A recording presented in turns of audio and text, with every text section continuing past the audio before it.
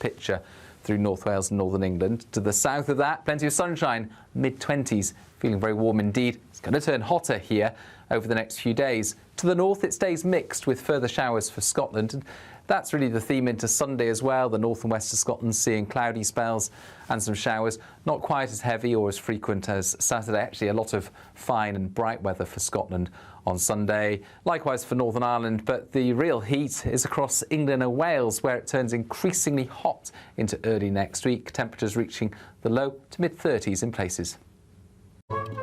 Today's outlook: cool, calm and completely horizontal. Boxed Aircon sponsors the weather on GB News. This is your chance to live mortgage or rent-free for an entire year. We'll give you a cash lump sum that will cover 12 of your monthly mortgage or rent payments, up to an incredible £20,000. Plus, we'll add £5,000 on top of that for you to treat yourself. You have to hurry though, as lines will close on the 29th of August. For a chance to win, text WIN to 63225. One entry costs £2.50 plus one standard network rate message, or text BONUS to 63225. 5 entries cost £5 plus one standard network rate message. Go to gbnews.com/win. Entries start at £2.50. Call 0903 686 3232. Calls cost £2.50 plus your network access charge. Or post your name and number to GB15 PO Box 8690 Derby DE1 9TT. UK only. Entrance must be 18 or over. Lines close at 4 p.m. on the 29th of August. Please check the closing time if listening or watching on demand. Good luck. From the school run to the home run, watch a new show for all of Britain. So he can say whatever he wants. A straight talking show where all voices are heard. And, you know, when are we going to stop talking about smashing the gangs and actually do it? With the stories that matter from every part of our country. There's a bit of a crash landing there for your Chancellor. Bold, fearless and standing up for you. That's me, Martin Dawdley, 3 p.m. till 6 p.m, weekdays, here only on GB News. The People's Channel, Britain's news channel. This is Britain's Newsroom, where your voice matters. It's just astonishing. With expert analysis and honest opinion, we don't just keep you informed. We bring you unique perspectives you won't see anywhere else. Can't argue with any of that. When the news happens, it happens here. On Britain's Newsroom, weekdays from 9:30 a.m. Only on GB News. Westminster's full of talk, but out here, it's the real world. Am I allowed to talk then? No, that's it. This is where it matters, real people and real lives.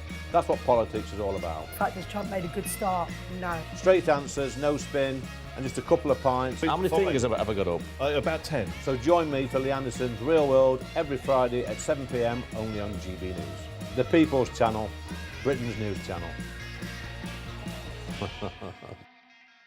Westminster, the ultimate clique. And you're fighting like rats in a sack. But here on the Camilla Tominey Show, we ask the questions the establishment media is too scared to ask. OK, let me ask you a straight question, because I know you're a straight-talking politician. Whether it's net zero, illegal immigration or law and order, nothing is off limits. You had the power then. Yeah, as I and say, now you've lost it. That's the Camilla Tominey Show, a politics show that's fearless. But no, let me finish my question if you don't mind, because it is my show. Sundays at 9:30, only on GB News, the People's Channel, Britain's news channel.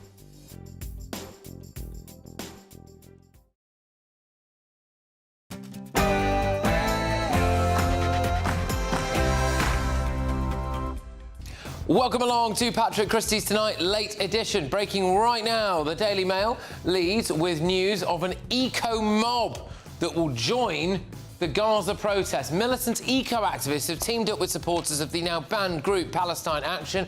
In fact, tomorrow, I think, they're supposed to be having their I Am Spartacus moment, aren't they, where they take to the streets, they all say they support Palestine Action, and they challenge the police to arrest them all. So let's see how that pans out. Another front page for you, The Telegraph has thieves are not scum, police tell shop owner. Well, I'm intrigued to find out a little bit more about this story. I don't know about you, but there we are. Sturgeon addresses rumours of affairs with women as well. So Nicola Sturgeon's got a book out now, and she addresses rumours that she's a lesbian. In other news... The police have... Your side. Excuse me, what do you mean? What do you mean our side, sir? Whoa, oh, ow! I've just... Well, our reporter Sophie Reaper was basically attacked by a bloke holding a placard and a flag with a big metal pole in it at a protest outside a Migrant hotel. In case you're wondering, no, he wasn't on the side of people protesting against the Migrant hotel. No, he was part of that old Stand Up for Racism lot. But Britain is on edge tonight after rival protests have erupted at 14 different locations. And JD Vance has been, apparently, in Kent. Find out why the US Vice President is casting doubt on Britain's plan to recognise Palestine, and he went fishing with David Lammy. So, I don't know, do we now have to say sorry to JD Vance, do we? Stay tuned.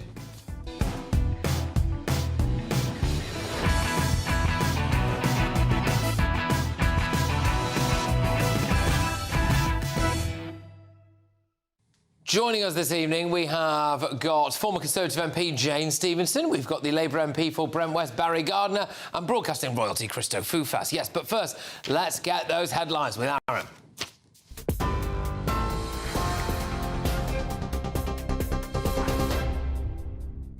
Thanks, Patrick. Good evening to you. Donald Trump says he will meet Vladimir Putin very shortly, despite his deadline for Russia to agree a peace deal with Ukraine having passed. The US president was speaking in the White House alongside the leaders of Azerbaijan and Armenia, who were there to sign some peace accords. Mr. Trump says the sides are getting close to an agreement and has alluded to a deal which would involve some swapping of territories. We're actually looking to get some back and some swapping. It's complicated. It's actually nothing easy. It's very complicated, but we're going to get some back. We're going to get some switched. There'll be some swapping of territories. Israel has rejected international criticism of its plans to take control of Gaza City. Its defence minister, Israel Katz, has hit back at countries he says have condemned Israel's actions and threatened sanctions. Now, the proposal, which would displace around 1 million residents, is being seen as the first phase of a full takeover of the entire strip. Sir Keir Starmer says it will only bring more bloodshed. He says the plan's wrong and has urged the Israeli government to reconsider. However, the US ambassador to Israel, Mike Huckabee, has told him to sit this one out. Germany, meanwhile, has suspended military exports to Israel, which Benjamin Netanyahu says is rewarding terrorism. The UN has convened an emergency meeting of the Security Council tomorrow. A 15-year-old boy has been found guilty of murdering another student at a school in Sheffield. Harvey Wilgoose, who was also 15, died after being stabbed in the heart with a hunting knife during a lunch break at All Saints Catholic High School in Sheffield in February. The defendant, who cannot be named because of his age, admitted manslaughter but denied murder, saying he snapped after a long period of bullying and doesn't remember what happened. Lawyers representing victims of sexual abuse in Rotherham have welcomed South Yorkshire Police stepping back from its investigation into alleged crimes of former officers. The National Crime Agency has agreed to lead the inquiry into the allegations, which were being investigated by the force itself, leading to criticism over a potential conflict of interest. 5 women who were abused as children by Rotherham grooming gangs have also claimed they were raped by police officers. So far, 3 of the force's former employees have been arrested. Finally, the astronaut Jim Lovell, the commander of the famous Apollo 13 mission, has died at the age of 97.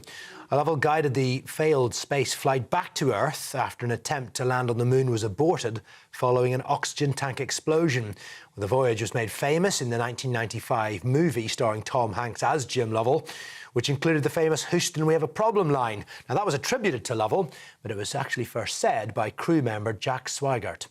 Lovell was supposed to have become the 5th man to walk on the moon, but never did set foot on the lunar surface. Those are your headlines. That's it for the moment. Now it's back to Patrick.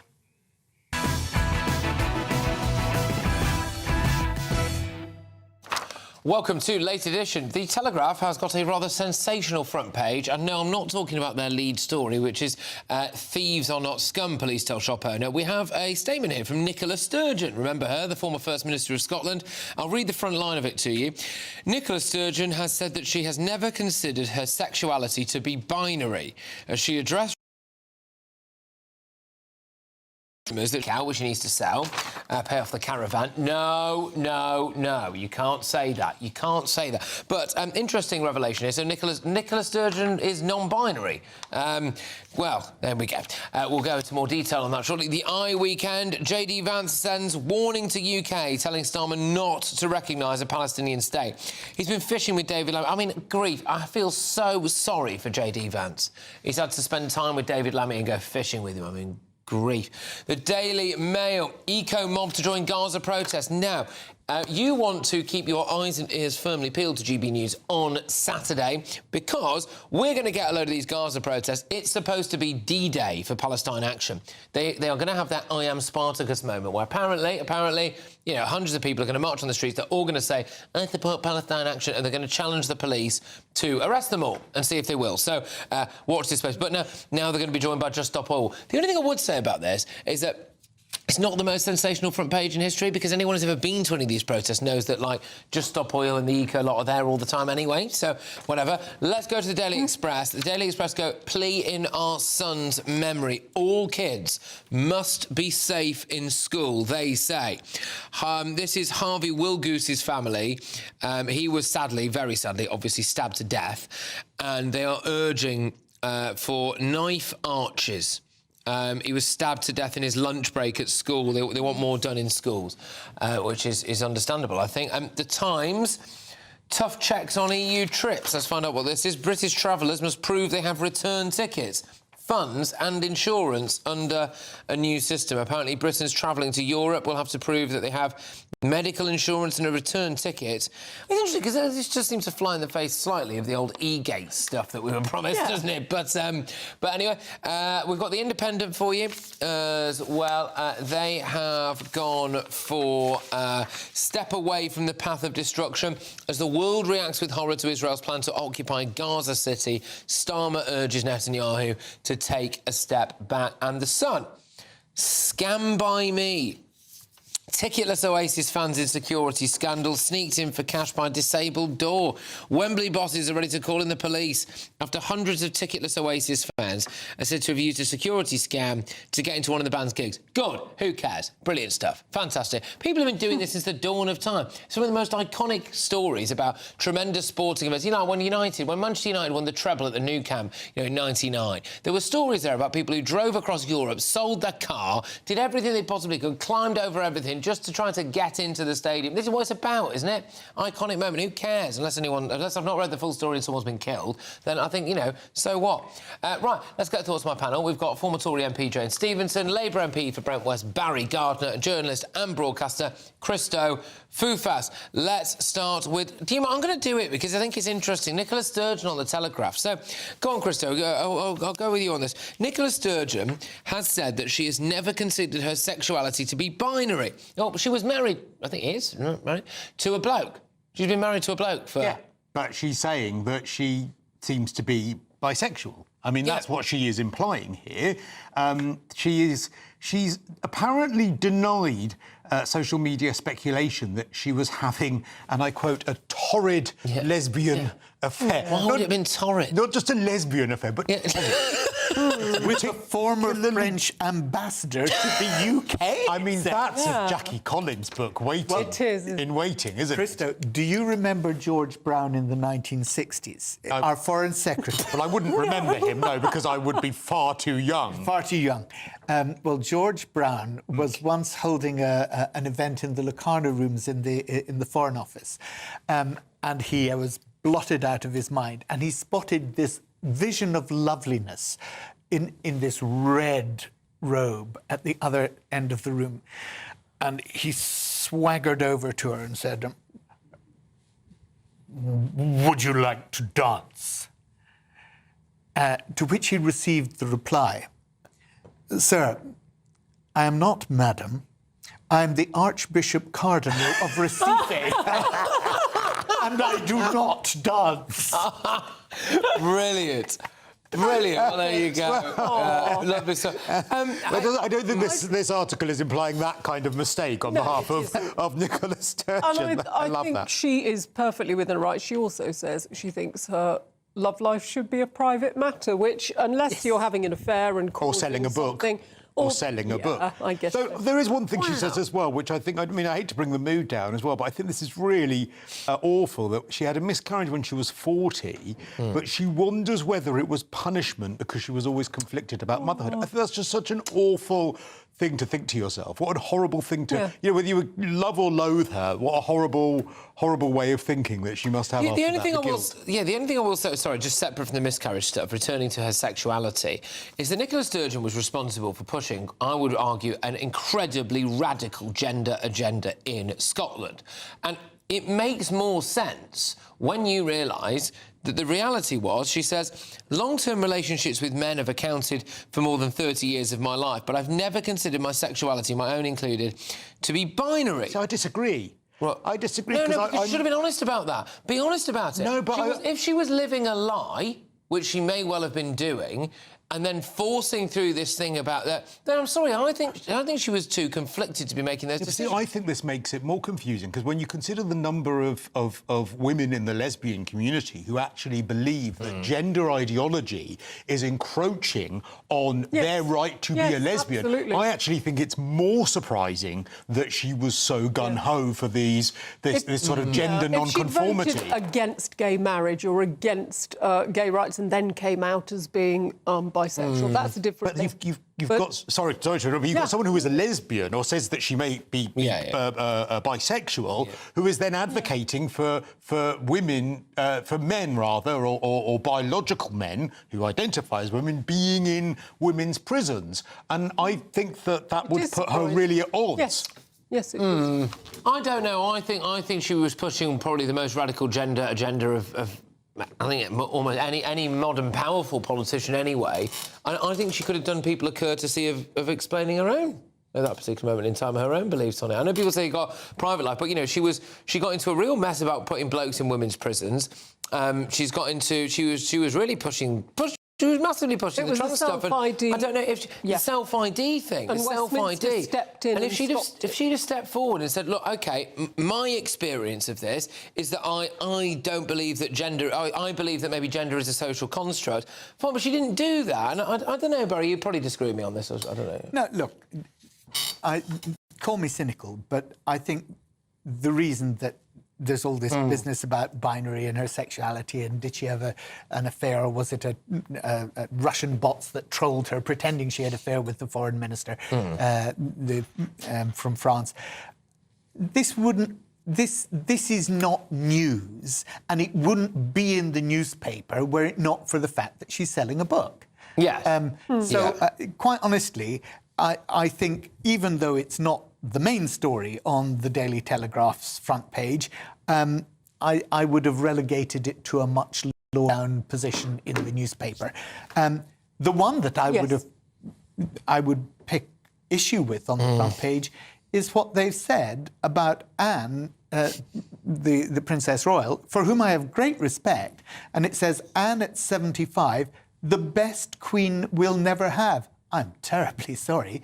The best queen was actually the last queen. Yes. And we had 70 years of an amazingly dedicated public but they're not, that's not an insult on the queen that we had. That's the insult on the best one we didn't have. It's not saying that she would have been better than the late Queen Elizabeth. It's saying that she was the best of the ones that we could have had. Brian Clough was the best England manager that we'd never had. Yeah, that's not an insult to England managers. That's a compliment to Brian Clough. But I think loads of people love Princess Anne. I would also decide to do a well done GB News, and it's another example of Labour getting their act in gear. Hundreds of migrant delivery drivers have been arrested. So the articles about Deliveroo and all of these people living in hotels going out on mopeds has actually led to a bit of action and some arrests. OK, but I know we're sort of turning into the Telegraph show, but actually the one that I'm most concentrating on is the actual headline. Thieves are not scum, police tell a shop owner. And this is the story of police officers telling a shopkeeper to take down a sign calling shoplifters scumbags because it could cause offence to those people. My God, who might... come on. He put up a handwritten note in his shop after repeated shoplifting, and it read, due to... Due to scumbags shoplifting, please ask for assistance to open cabinets. But officers from North Wales told them to take down the sign because it might offend people. But who's complaining? Sorry, police. Sorry, officer. I'm a thief, and I'm offended by this. It's not, isn't it? Implication I'm a scumbag. You know, as he's lifting up goods and putting them in. I am not a scumbag. Sorry, I'm not a scumbag. I'm just a thief. I'm a thief. I'm a thief. But, yeah. I'm an honourable one. I'm an honourable one. Bonkers. I suppose it does say a little bit, because we had cases a little while ago where there was one. I mean, don't quote me on the absolute specifics of this, because I'm just being reminded of it now, really. But there was a bloke who broke into someone's house, and the person in the house woke up and they legged it, and in the course of them trying to get over this chap's garden fence, I think they tripped over the fence and they spiked themselves on the fence, and they sued the bloke. They sued the bloke whose house it was. You think, well, how's that happened? But then it's the same thing. It's still happening now, isn't it? This is absolutely... Look, you know, but the thing is, there is a thread through all of this. We've been talking in the last show, and we'll talk over the course of the next 24 hours about how angry people are, how people feel that there is an unfairness. People feel that if you do the right thing in this country, you don't get rewarded, you get penalised. And this, I mean, it might seem like quite a light-hearted story, but it all feeds into this, that, like, oh, we mustn't offend people who do wrong. We've got to make sure that, you know, people aren't offended. I'm sorry, I wouldn't... The only people who are going to be offended by being called scumbags are thieves. It's insane. Once you commit crimes, I don't really care about how offended you might be. How offended you are. I think, you know, the victims are more important than the people perpetrating crime. OK, all right, well, look, there's a wide range of front pages there, not just the Daily Telegraph, which we appear to have absolutely dissected it. But, I think there's the fact that on a couple of them, the Daily Mail especially as well, eco-mob to join these Gaza protests. We're going to talk about that very shortly. They say that the Just Stop Oil Brigade are going to join forces with the Palestine Action Brigade and form a kind of, I don't know, like omni-mob that's going to take to the streets of London. I believe that tomorrow is supposed to be some kind of big day for this lot. I think they're saying that they're going to go out on the streets and all say that they support Palestine Action and dare the police to arrest them all. So it could be quite interesting. But when we come back, we are going to have a look at... There's been 14 protests today at 14 different hotel locations for migrant hotels. Our own reporter, Sophie Reaper, was attacked at one of them, not by the, what would you call them, I don't know, local patriots or whatever, but by the Stand Up to Racism mob. So we'll talk about that. So, stay tuned for all that.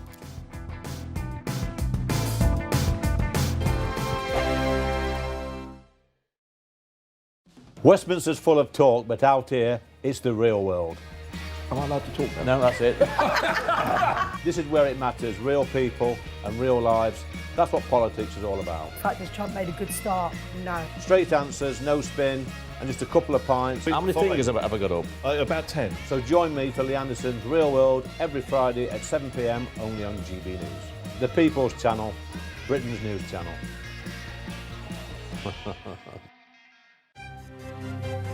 GB News Breakfast, every day from 6 a.m.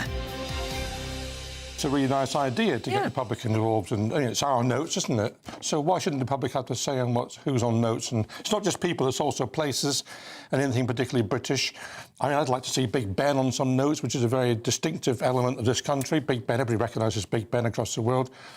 Being rather popular, so I'd have the Beatles on there. The best band that we've ever had, the best band in the world, ever. For heaven's sake, North Be careful, you'll upset the viewers. Beatles are fantastic. But you want something like that which recognises the talent that's been in this country. We've had Shakespeare, of course, and we've had Winston Churchill. But let's have something a bit more up-to-date. David Attenborough. A brilliant idea. Thank you. Brilliant idea. No, I've just come up with that, and I thought that was quite good. And then they also encourage ideas, nature, don't they? So I thought maybe some acorns. Why not a beaver? A beaver is a great idea, Claire. Two things. And a dam. Two things to mention on this, right? One, you still cannot pass a Scottish note in anywhere in England, and for fear it will not be accepted as legal tender, right? But can they not? It is legal tender. Of course but it is legal. It is legal tender. Same as an Ulster note. Yeah. It's all sterling. It's got the word sterling written on it and whatever. But you do find a certain resistance to... Huge resistance. And see, the minute they start to hold it up in the air, I'm like, I'm going to get you. Just don't ignite. When I came back from Aberdeen last time, full of Scottish notes, and I went into shops, I didn't have any resistance, and I was ready for it, though. I was ready for it. I was going to say, well, take it or leave it. It's legal tender. It's legal tender. Yeah, but the other thing is it not the Bank of England that wants to remove the historical characters on the notes? I mean, who actually uses cash? I prefer to use cash. GB News, the People's Channel. You want to know what's really going on in the corridors of power? Labour don't know what to do with you half the time, and that makes you quite lethal in the chamber. Get behind the headlines with Chopper's Political Podcast. Join me, Christopher Hope, as I sit down with the great and the good of British politics. We'll see where this ruling takes us. These are the stories shaping our nation. Chopper's Political Podcast, available now on all platforms. Listen in and stay ahead.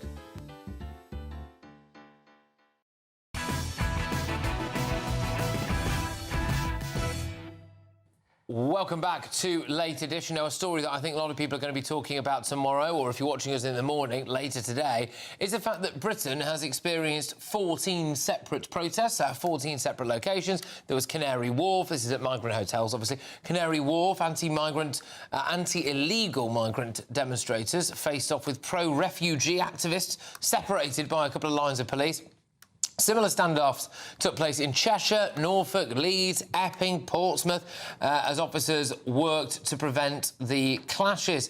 Well, the unrest, of course, happens because there is a huge amount of anger about illegal immigration and some of the things that may have been going on at these hotels or in the local area. Well, one of these standout moments of the day, and I don't say that in terms of it being a highlight, of course, was GB News' reporter Sophie Reaper was in Altrincham, which is near my neck of the woods originally, and this is what happened.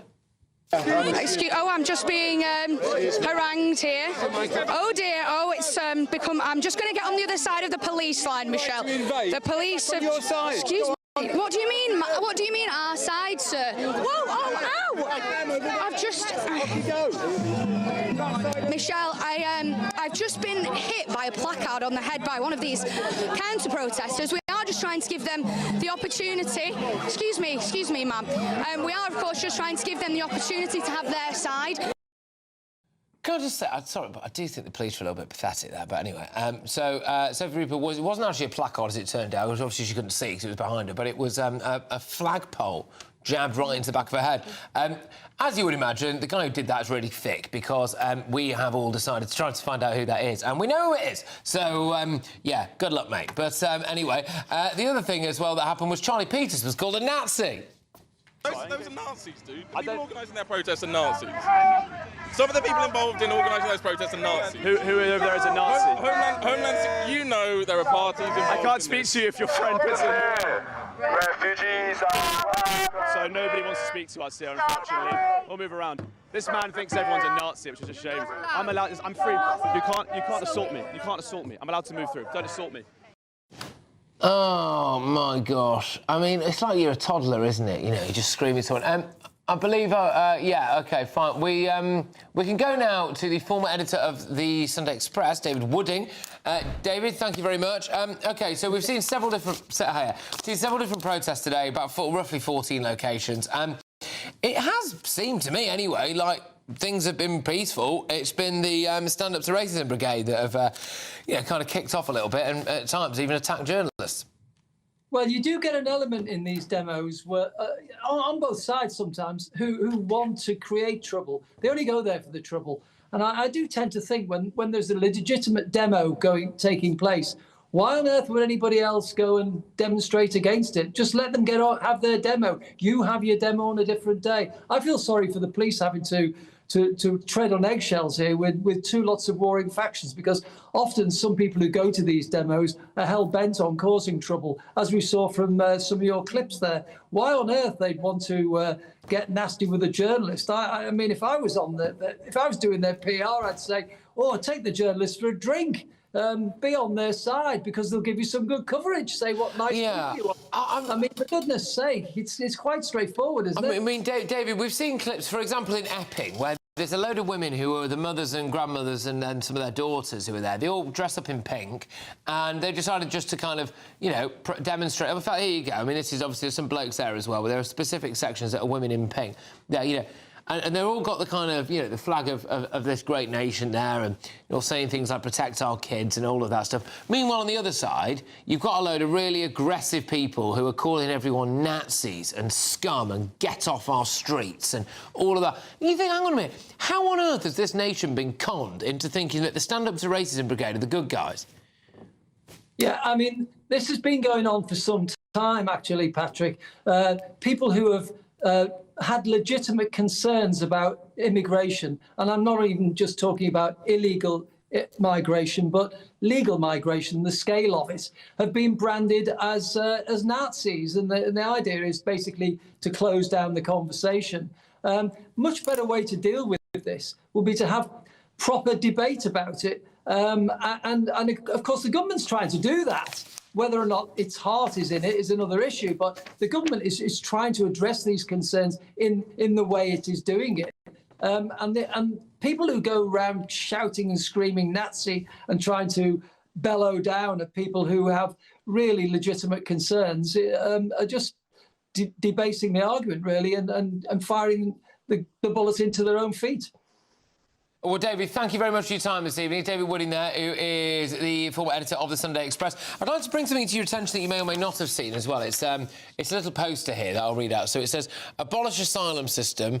It says, no masks, no alcohol, just pure patriotism. It's then got a list of the locations where there were going to be some protests today. End migrant musical chairs, locally led peaceful protests. The system is unfit for purpose. Safety of women and children before foreigners. So that's one of the things that was doing the rounds today.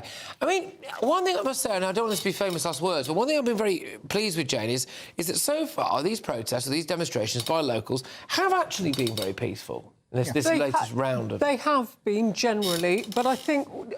I can't believe poor Sophie Reaper to be attacked, but there are legitimate questions, and it was always the question I asked for people in the House of Commons, saying, end asylum, you know, lunacy, welcome people. I said, how many? What's the limit? So all these people saying we've got to grant everybody asylum, surely there is a limit at some point they would have to... And I would argue we have long reached that limit at the moment. So, you know, a lot of people have serious concerns and legitimate concerns, but to peacefully protest, absolutely, and both sides have the right to do that, but we're seeing some not very nice behaviour. I mean, Patrick, you know, what you've shown tonight is very peaceful protests from those who are saying they don't want the migrants there, and you've shown the footage with Sophie.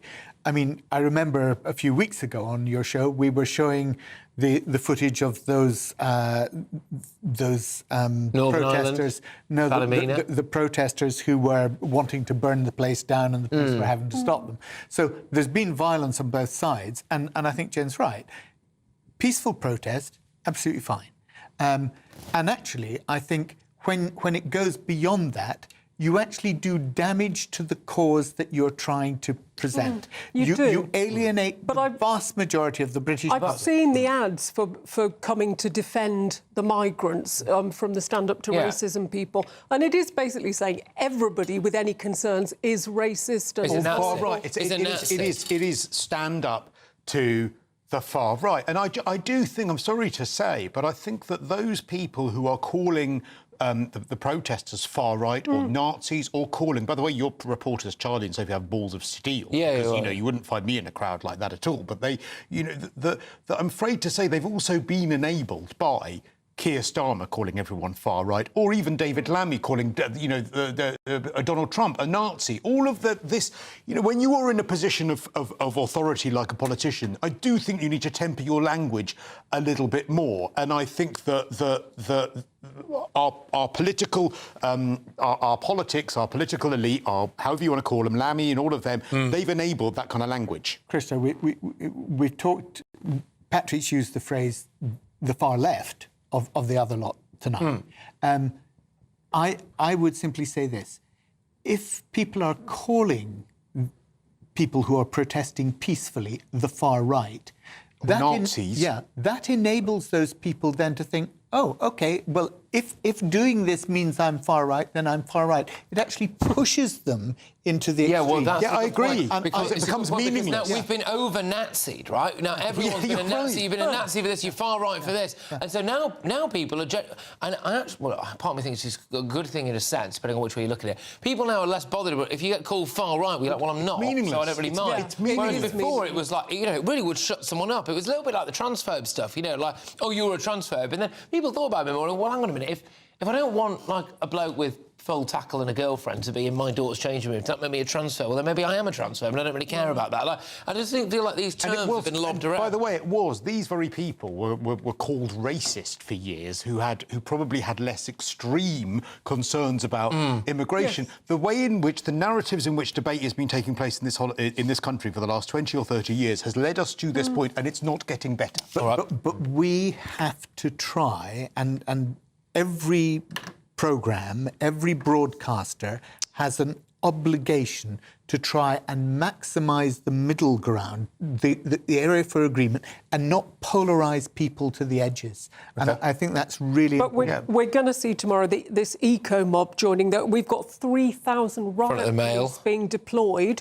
on the front of the Daily Mail because we know Just Stop All, they don't respect the law, they're not peaceful protesters. Okay. This is going to be...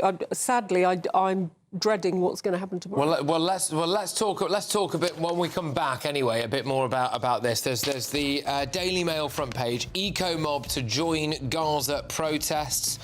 Just Stop All link it. Fears of summer chaos. As hundreds risk arrest today. There is an imminent protest about to take place. And the I Am Spartacus, I Support Palestine Action Brigade are out in force. What will the police do? Stay tuned.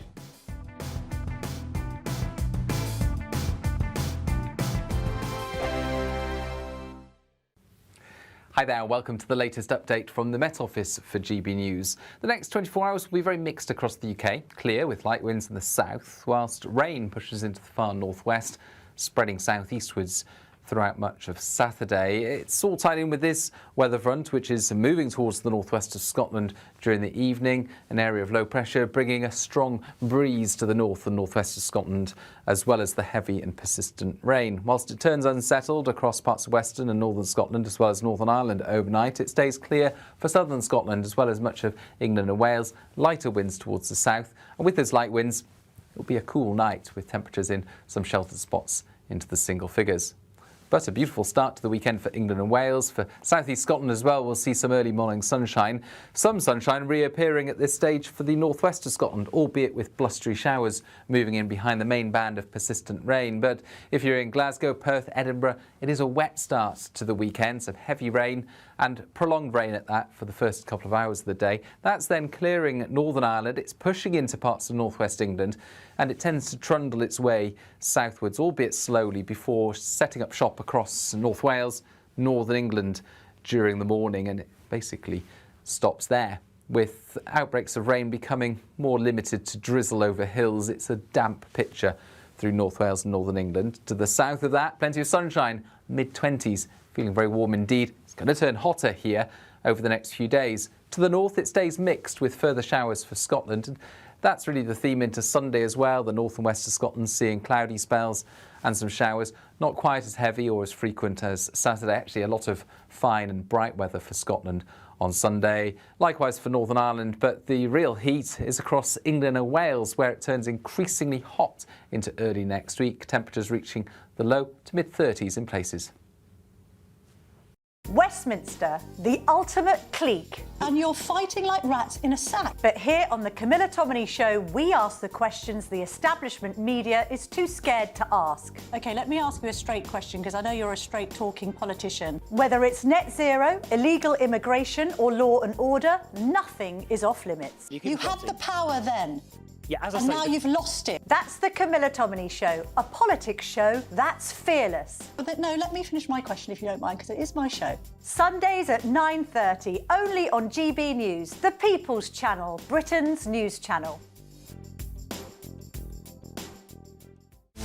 This is Britain's Newsroom, where your voice matters. It's just astonishing. With expert analysis and honest opinion, we don't just keep you informed. We bring you unique perspectives you won't see anywhere else. Can't argue with any of that. When the news happens, It happens here. On Britain's Newsroom, weekdays from 9:30 a.m. Only on GB News.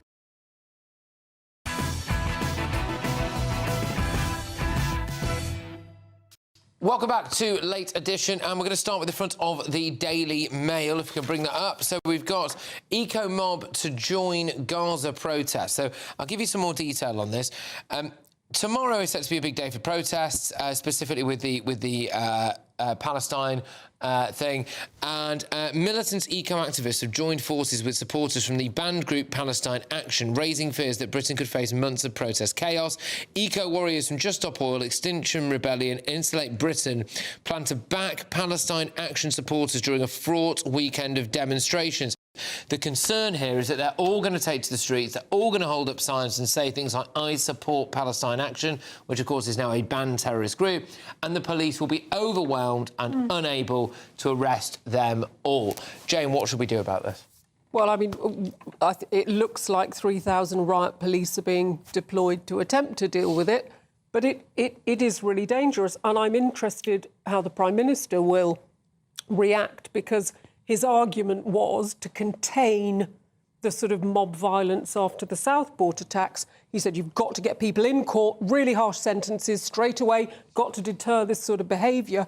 Will he do the same thing when it's this hard left kind of eco mob? Just thinking about this now, like, obviously we're all kind of digesting this at the same time, but just think about it. If you know that there's going to be hundreds, if not thousands of people walking through the capital city tomorrow who are going to say they support a banned terrorist organisation, should you stop that protest from even going ahead?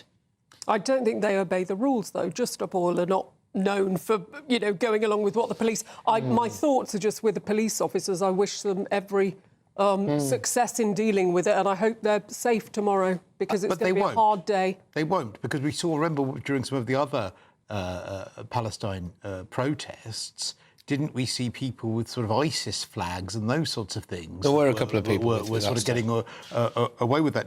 Now, what's interesting here is that these people, I mean, they're just moronic, because Palestine Action is now a prescribed terror group, so they're going to march and say, I support a terror group. I mean, what is wrong with these people? Well, they're trying to prove a point, aren't they? Right. The Daily Mail front page and its headline I have a real problem with. OK. And that is because they say Eco Mob to join Gaza protests. So, let's look at the front page of The Independent. Step away from the path of destruction, and what you've got there is an image of the devastation in Gaza. Gaza protests, that's not what the Eco Mob are joining. What they're joining is a protest against the banning of Palestine Action. Yeah. Right? Nothing to do with protesting about what's going on in Gaza. That seems... No. Well, it's quite similar. Actually, it's not, because when we're talking about people protesting the destruction of Gaza and the bombing and the killing of, 60,000 people in Gaza, that is a legitimate thing to protest about, right? Now, this is not. This is a banned terrorist organisation. And what they think they're doing is joining in a protest that is about free speech. So you know what's interesting, I think this has been really bad. But then, to me, that makes this protest just about self-indulgent people who just... it's all about them. It doesn't. And the other thing is, nothing about that suggests that it's going to be a violent protest. No, but they are supporting a prescribed terror group, though. You're going to get violent when the police go in and try to As far as we're aware, they are wrongly, in all of our view, supporting a terrorist organisation because they believe it's an issue egged on by Guardian journalist George Monbiot. Now, this is the thing. Now, obviously, and look, Barry, I'm not trying to have a go at you at all here. I think you were right to raise certain things. You know, you're big on the use of language and all of this stuff, and fair enough. But Guardian columnist George Monbiot came out and released a video a few weeks ago, whenever Palestine Action was being banned, saying, this is our I Am Spartacus moment. We should all go out and basically say stuff. Well, will he be at this protest, will he? Saying I support, admitting he supports a banned terrorist organisation, or will he let you go and do it? Will he let a load of gullible people go and do it? I suspect that's what's going to happen. But also, you know, I would have more it's dangerous doing this stuff. I've way more sympathy if people want to if it was this and people want to go and protest, you know, the fact that innocent people are dying in Gaza. I mean, without it being about the who's and Tony, but you have the right to do that peacefully. But if you are protesting the fact that we want to be able to support prescribed terror group, well, then that's just self-indulgent nonsense. But what do the police do, though, Barry? Because the thing is, sorry, but this is the practicalities of it, which is if there are several thousand people who do take to the streets tomorrow and do all say this, what do we do? Nick them all? I was with my police superintendent this afternoon in Wembley Police Station talking about all the abstractions. That's all the beat officers, the safer neighbourhood officers that get taken away to police those demonstrations. You know, if we want our local police officers going up and down the street, stopping the sort of things we were talking about earlier this evening, you know, dealing with the petty crime, dealing with the not the drug addicts, the drug dealers, you know, doing the things we want them to be doing on the streets, then actually they're all being taken off to police this. And that's what gets me about this, because it should not be necessary to have 3,000 police officers there. And what this is trying to do is to gum up the system in exactly the way that you've said. Most people want their police officers in their community stopping crime. And they won't just be Met officers, they'll have been brought in from all over the country, so we all suffer, all our police forces are... And I do hope that they're going to put some resources in making sure that they clear a path for counter-protesters who might be against this protest, who might want to protest against Palestine action, the freedom, and against Justifiable. I'm sure the police will clear a path for them, make sure they arrive safely. Well, quite. That's, you know, that is going to be something that's going to be very interesting to watch. I wonder whether they're putting 3,000 officers on this so that this remains completely peaceful because of all the police officers, whereby the others... there's an accusation that they allow them to protect. Let's see what happens. You know, look, I think that people, rightly so, have got an idea of how this is going to go. Let's not preempt anything. It's not happened yet, has it? So anyway, I do want to move on to something else. School children as young as 5 have been encouraged to write Valentine's Day cards to asylum seekers. The project was coordinated by the Schools of Sanctuary Network, which includes 1,200 primary and secondary schools across the country. That's according to their website. Sanctuary Network work with individuals, groups, and organisations in every area and in every sector to encourage inclusivity, compassion. Go on, Krista. Sorry, why are you laughing? I'm laughing because, you know, I thought that we were trying to discourage asylum seekers from going to schools. Kids writing Valentine's Day. It's like, well, here you go, here's my address. Here's a card. I'm not trying to paint every... I know, and I'm being naughty. No, I don't want to try and paint everyone who's an asylum seeker, obviously some kind of deviant sex criminal, but what I will say is I do think there is something a little bit grim about getting kids to write Valentine's Day cards for a lot of these blokes. There's a journalist I follow on Twitter, Charlotte Gill, who's got lots of examples of this Schools of Sanctuary and the City of Sanctuary as well. And I think she's raising some really interesting questions. And I do think there is always a balance, of course, yes, being nice to people, and some people need asylum, but this is, from some of the examples I've read from Charlotte Gill's Twitter feed, there are some very odd practices going on, and I think there's... Do you think are you concerned at all about this kind of network that's in schools and things? I always thought Valentine's Day was February the 14th. I can't understand why it's happening in August. You know, so I think they've just discovered it. Look, I think it's good that we're trying to educate our children to be welcoming to people from abroad, to be welcoming of people who are disadvantaged. You know, I'm from the Christian faith, and I look at the Good Samaritan and the parable that our Lord gave of the Good Samaritan, showing that it was the foreigner who actually does the good thing. I think all that sanctuary movement is doing is trying to do that, but they need actually to have to think it through. A better tuned Yes, ear. I think so as well. And also, when if it was a hotel where the families were, maybe that would be a little bit better. This, Go on, sorry, go I was on, just going to very say, quick, there's sorry. an example of Year 3 kids showing their against the anti-refugee bill in Parliament. They're Year 3. Yeah, I guess it.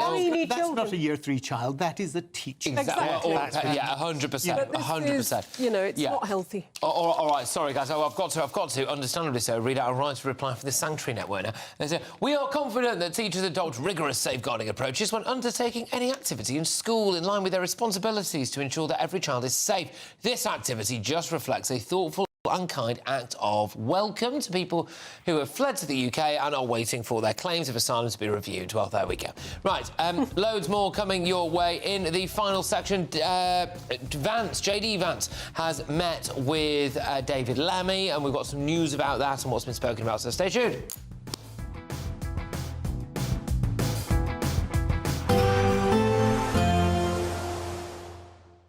I forecast a perfect holiday in the sun.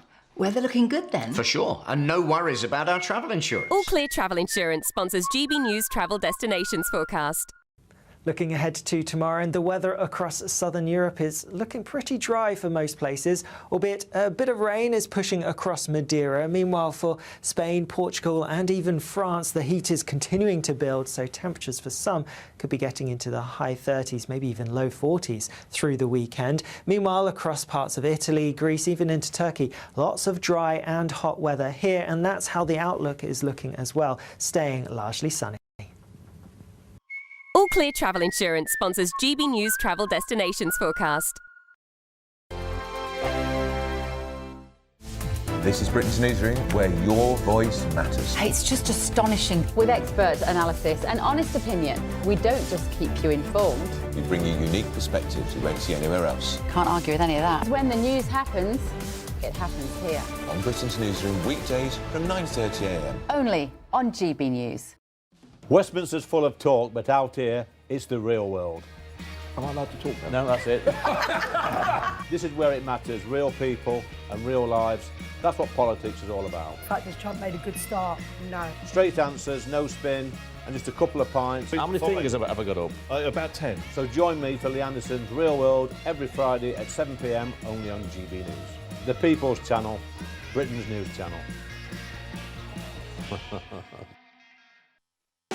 You want to know what's really going on in the corridors of power? Labour don't know what to do with you half the time, and that makes you quite lethal in the chamber. Get behind the headlines with Chopper's political podcast. Join me, Christopher Hope, as I sit down with the great and the good of British politics. We'll see where this ruling takes us. These are the stories shaping our nation. Chopper's political podcast, available now on all platforms. Listen in and stay ahead. Good Afternoon Britain isn't just about us. The wonderful thing about this programme is it's about everyone watching. It's an interactive programme. Well, there absolutely is something to see here, and we're going to be talking about it more. Whether it's breaking royal news, please bring us up to date, or indeed a particularly punchy speech in the House of Commons. Very, very curious. We bring it to you live, and then we bring you live reaction as well. That's Good Afternoon Britain, weekdays from midday. Only on GB News, the People's Channel, Britain's news channel. Hi, I'm Michelle Dewberry, and my show is your opportunity to cut through all the noise and dive in headfirst to some robust debates. Ideas clash. Situation, no, isn't it? No, Because the failure is... You're deliberately avoiding my point. Nothing's held back. And if you think this is the end of it, wait for more. And we do not shy away from the difficult stuff. Sometimes I want to shake people and say, if only you understood. So join me on Jubes & Co. weeknights at 6 p.m. only on GB News, Britain's news channel. 5 hosts, 5 opinions, 5 fearless debates, 5 unfiltered takes on the day's news. 5 reasons not to be anywhere else on Saturday night. This is the Saturday 5. You got me good there. Britain's biggest Saturday night TV show. It's not a bad brand. Yeah. Uncensored. Very, very racy tonight. On the unpredictable. What did she say? Can you translate it for us? And always entertaining. And how can a country go from being led by William Wallace Saturday nights from 6 p.m. only on GB News, the People's Channel. Britain's news channel. You're going to want to stay tuned, trust me.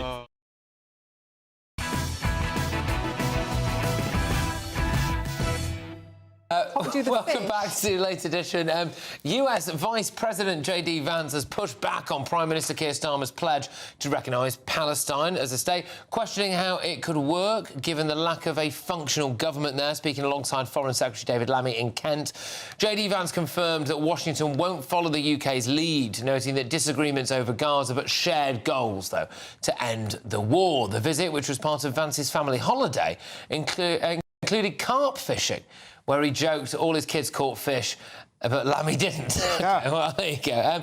It's a bit of a it's a lesson in diplomacy, I suppose, really. Because I mean, these two blokes obviously are different, aren't they? They're so different. I know, and like I've been looking at some of the comments coming in on GB Views, and a few of them are saying, how did he not throw David Lammy in the water? I think if I was with David Lammy, I'd throw myself in the water, to be quite honest. But it's interesting that J.D. Vance also made this point about free speech, actually, when he was asked, when they were doing an interview with the press, and he said, I don't want other countries to follow us down what I think was a very dark path. And J.D. Vance was talking about what it was like under Biden when it came to free speech. So he tempered his language a bit in comparison to how he's been before, because he was in front of David Lammy, but he was still making that point. Well, go on. Quite rightly. Yeah. But look, I think the Times photograph, often they say a photograph is 1,000 words. The Times photograph is very interesting because it shows these two guys who politically are chalk and cheese, let's face it.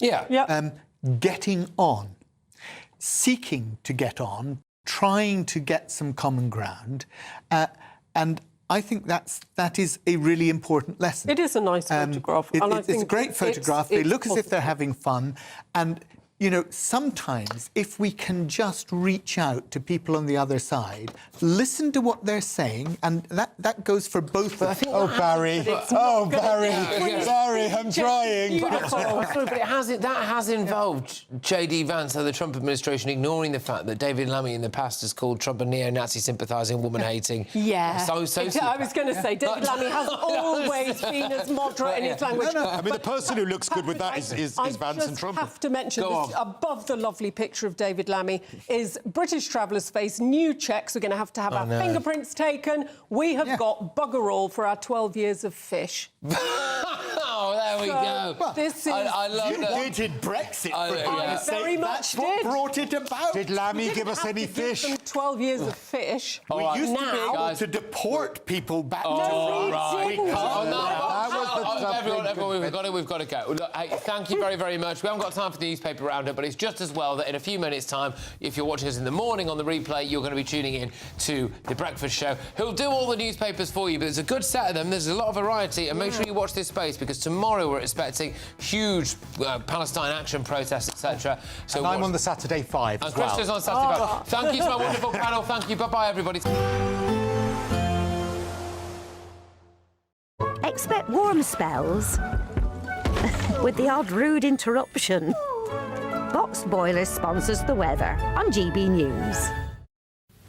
Hi there, welcome to the latest update from the Met Office for GB News. The next 24 hours will be very mixed across the UK, clear with light winds in the south, whilst rain pushes into the far northwest, spreading southeastwards throughout much of Saturday. It's all tied in with this weather front, which is moving towards the northwest of Scotland during the evening, an area of low pressure bringing a strong breeze to the north and northwest of Scotland, as well as the heavy and persistent rain. Whilst it turns unsettled across parts of western and northern Scotland, as well as Northern Ireland overnight, it stays clear for southern Scotland, as well as much of England and Wales. Lighter winds towards the south, and with those light winds, it will be a cool night with temperatures in some sheltered spots into the single figures.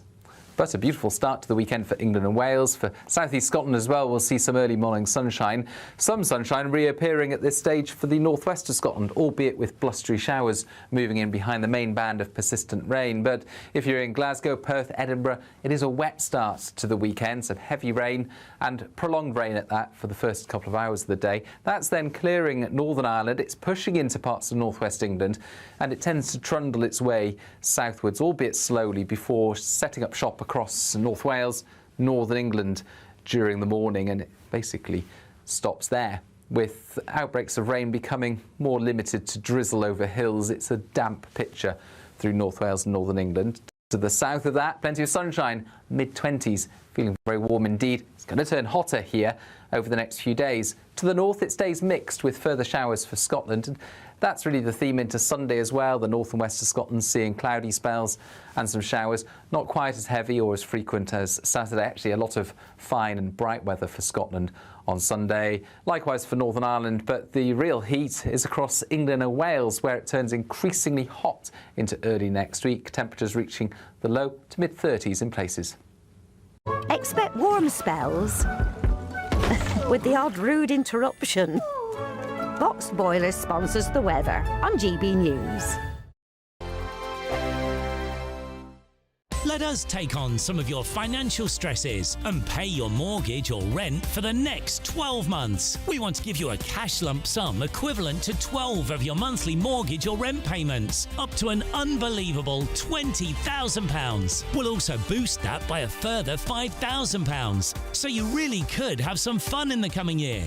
For a chance to win, text WIN to 63225. One entry costs £2.50 plus one standard network rate message. Or text BONUS to 63225. 5 entries cost £5 plus one standard network rate message. Go to gbnews.com/win. Entries start at £2.50. Call 0903 686 3232. Calls cost £2.50 plus your network access charge. Or post your name and number to GB15 PO Box 8690 Derby DE1 9TT. UK only. Entrance must be 18 or over. Lines close at 4 p.m. on the 29th of August. Please check the closing time if listening or watching on demand. Good luck.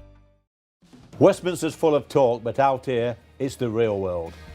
Am I allowed to talk No, now? that's it. This is where it matters. Real people and real lives. That's what politics is all about. In fact, has Trump made a good start? No. Straight answers, no spin, and just a couple of pints. How many fingers have I got up? About 10. So join me for Lee Anderson's Real World every Friday at 7 p.m. only on GB News. The People's Channel, Britain's news channel. You want to know what's really going on in the corridors of power? Labour don't know what to do with you half the time, and that makes you quite lethal in the chamber. Get behind the headlines with Chopper's political podcast. Join me, Christopher Hope, as I sit down with the great and the good of British politics. We'll see where this ruling takes us. These are the stories shaping our nation. Chopper's political podcast, available now on all platforms. Listen in and stay ahead. Mornings don't have to be tiresome, especially if you have the right company. Wake up to news as it happens, opinion and debate, and of course, a little bit of entertainment too. Because when the kettle's on, we're on. That's Breakfast on GB News, a show worth waking up for. Every morning from 6 a.m. Only on the People's Channel, Britain's news channel. We'll spread the news, you spread the word. Hi, I'm Michelle Dewberry, and my show is your opportunity to cut through all the noise and dive in headfirst to some robust debates. Ideas clash. Situation, no, isn't it? Because the failure is... You're deliberately avoiding my point. Nothing's held back. And if you think this is the end of it, wait for more. And we do not shy away from the difficult stuff. Sometimes I want to shake people and say, if only you understood. So join me on Dubes & Co. weeknights at 6 p.m. only on GB News, Britain's news channel.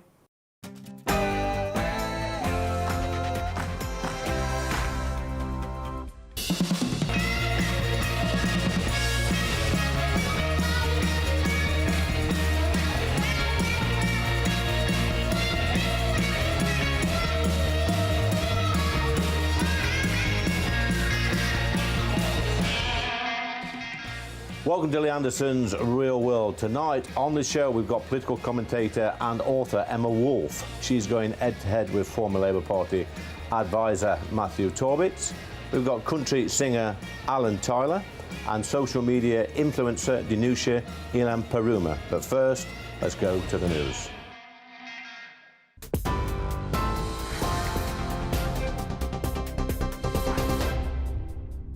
Very good evening to you. It's 7 o'clock. I'm Aaron Armstrong.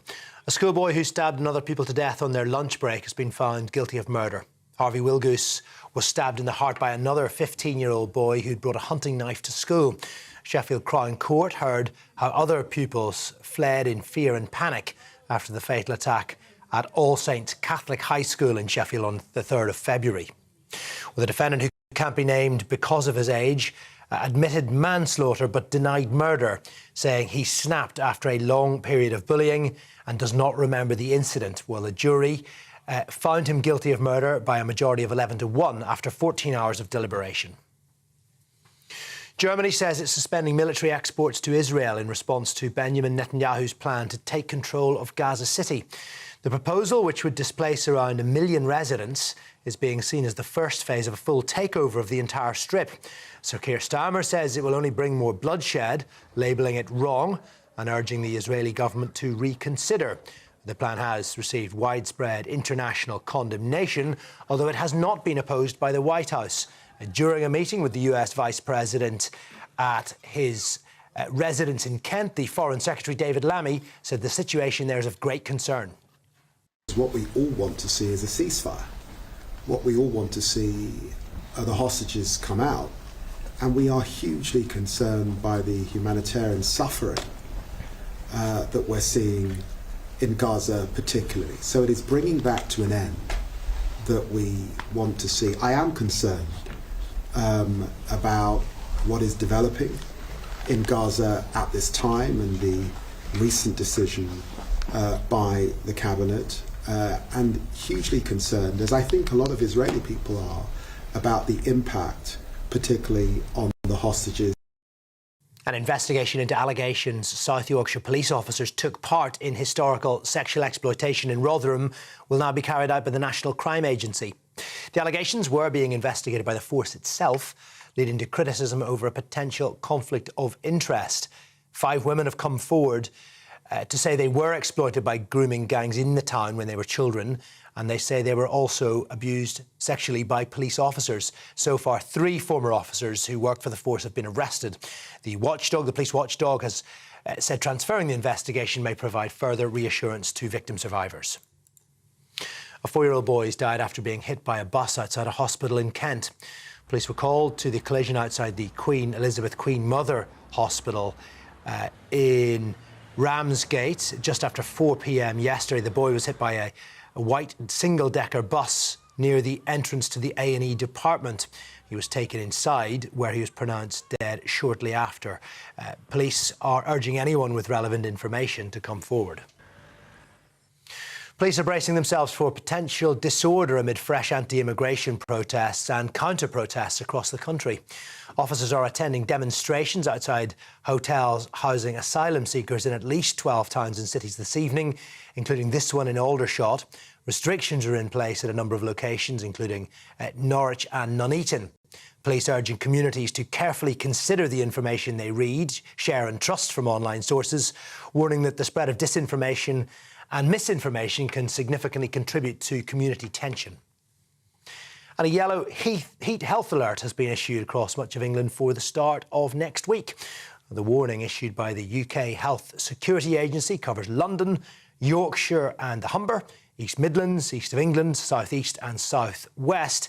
It will be in place from midday on Monday until 6 o'clock on Wednesday. Significant impact across health and social care services may occur over the period. Those are your headlines. I'll be back with more at 8 o'clock. For all the latest from GB News whilst you're on the go, get the GB News app. Scan the QR code now to download or visit gbnews.com/app.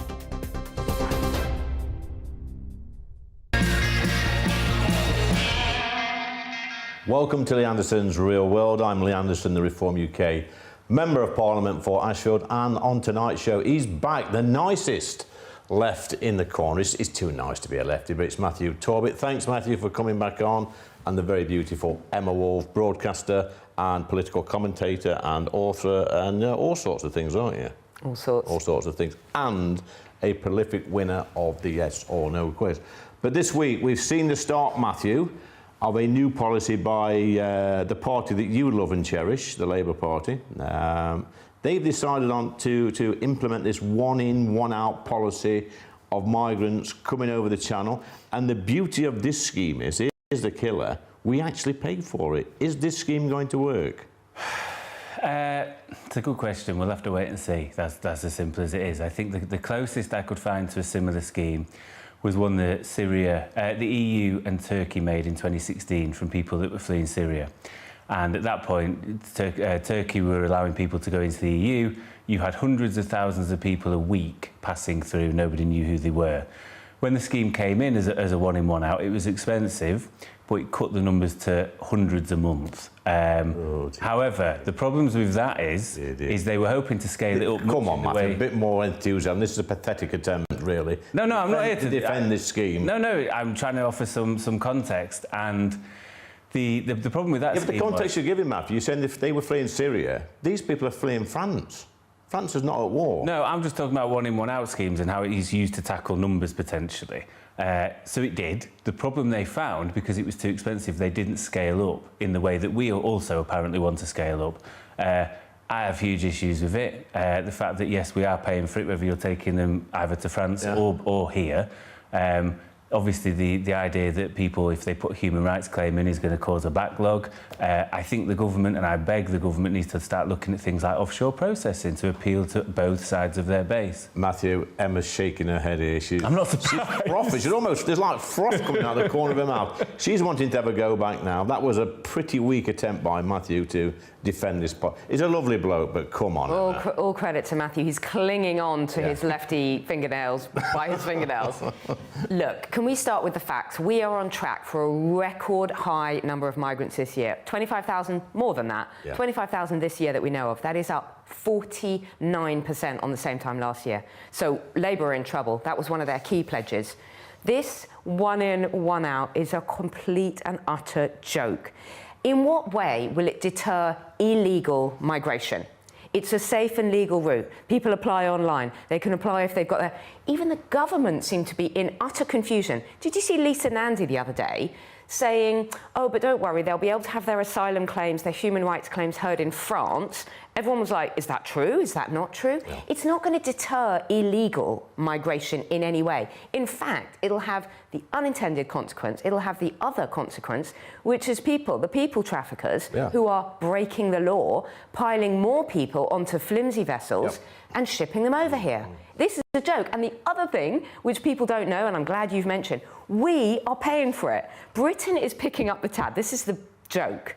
We're picking up the tab, whether for both directions of travel. So we pay for the transport of the migrants that we send back to France, but we're also paying for those that we bring in. Matthew, you're a former advisor to the Labour Party.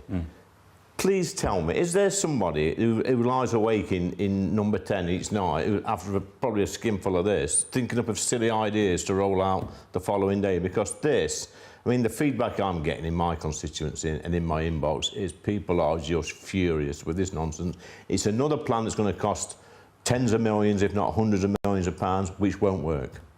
No, listen, I don't disagree. I don't think there is somebody that thinks up, daft things. Well, there is. No, I think it screams of desperation more than anything. The legislation is poorly worded. It's not really fit. It's not worth the paper it's written on. I think actually the bigger issue, yes, we're paying for it. Listen, if it worked, I wouldn't mind paying for it. The likelihood is it probably won't. The bigger issue for me is that France and other EU countries have an automatic veto if they don't want to receive the people we're going to send back. So how does that work? That we have to accept what we get, but if we go, well, actually, we want to send... Oh, no, we're not having them ones back. No, you have to send us some different ones back. So that's a bigger concern for me, that we're not going to be able to send back the people we want to, and therefore where does